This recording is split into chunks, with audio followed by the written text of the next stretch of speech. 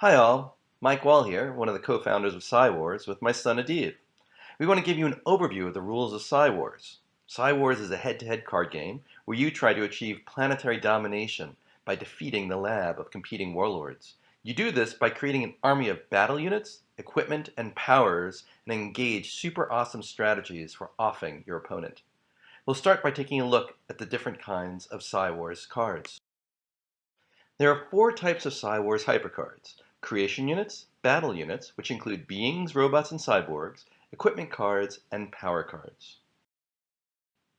The Galactic Elders learn the four primary powers of creation: digital splicing, which allows for advanced AI to build robots and cyborgs; neurogenesis, which accelerates neural connectivity to augment psionic powers; bioacceleration, which allows for a massive evolution of biologically based beings; and raw materials, which are the building blocks of equipment and robotic components.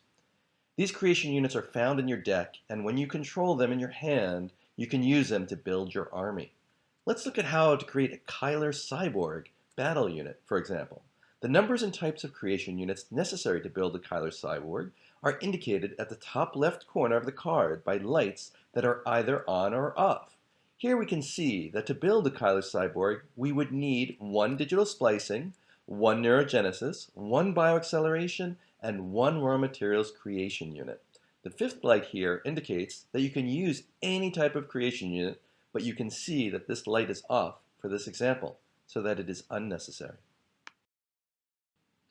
Battle units are beings, robots, and cyborgs that you send into battle. The top row you see here are all beings, and they have only biomass and no digital components.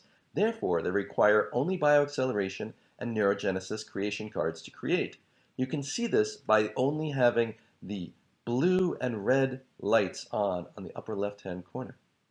Robots, or the middle row, have no biomass or brains, so these require only digital splicing and raw materials.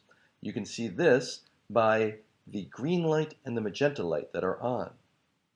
Cyborgs are biologically based, but are enhanced with robotics, so they require each of the creation units to make. Let's take a look at a being card in more detail. Battle unit cards are indicated by the blue color of the vertical stripe on the left side of the card. We can also find the battle unit's name. The upper left lights indicate what creation units are required to make this card. In this example, it requires one neurogenesis, one bioacceleration, and the white light, which indicates that you can use any creation unit of your choice to create this card. Next, we will look at the bottom screens, which indicate the various attack and defense attributes of this card. The green screen is its cyber capabilities, the blue screen its psionic abilities, and the red screen is its physical abilities. The top number of the screen indicates the attack strength, and the bottom number indicates the defense strength.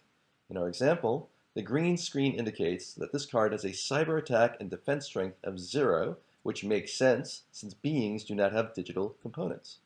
The blue screen indicates it has a psionic attack strength of 1 and a defense strength of 1.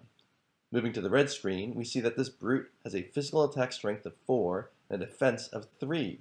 We will go over how all this plays out in the battle mechanics in part 3 of our instructional series. Let's look at an example of a robot now, which only has digital components and no biomass. You can see this by the lack of biomass and neurogenesis creation units, as well as the psionic blue screen, which has a psionic attack and defense strength of 0. Let's take a look at a cyborg. As you can see, each of the 4 creation units are required to create a cyborg. You can also notice that cyborgs have digital, psionic, and physical attack and defense strengths. Finally, you can see by the text on the bottom of the card that cyborgs also have the ability to attack over distances, which include attacking your opponent's decks, equipment cards, creation units, giving powers to other beings, etc. Equipment cards are used to increase attack and defense strengths. A magenta vertical line on the left-hand side indicates that this is an equipment card. Any battle unit can have up to 1 equipment hypercard attached to it. Let's equip our Shadow Assassin battle unit with a Kranthard Armor equipment card. The Kranthard Armor increases the defense strength of the Shadow Assassin battle unit by 2. we will indicate that the armor is equipping the battle unit by placing a battle unit over the equipment card in such a way that allows you to see the attribute screens of both the battle unit and equipment card. The total physical defense strength of the Shadow Assassin is now the sum of its own physical defense, 1, and the physical defense strength of the armor, 2, which results in a total physical defense strength of 3. Finally, let's take a look at the power cards. A power card is indicated by the vertical white stripe on the left-hand side of the card.